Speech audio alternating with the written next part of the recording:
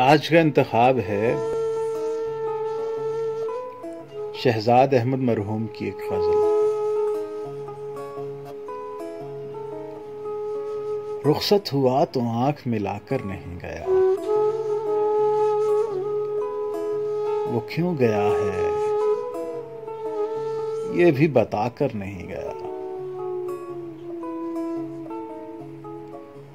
وہ یوں گیا کہ بعد صبا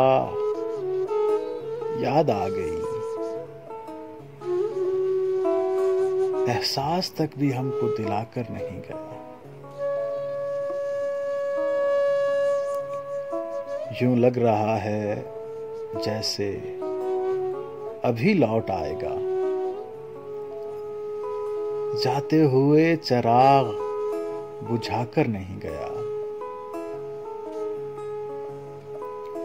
بس ایک لکیر کھینچ گیا درمیان میں، دیوار راستے میں بنا کر نہیں گیا۔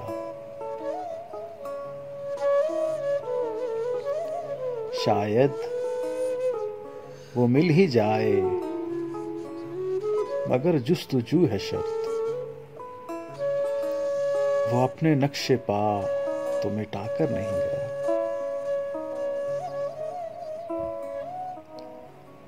رہنے دیا نہ اس نے کسی کام کا مجھے،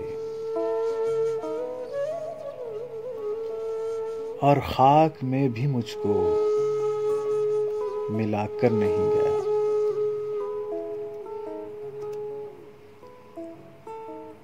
ویسی ہی بے طلب ہے ابھی میری زندگی، وہ خار و خس میں آگ لگا کر نہیں گیا۔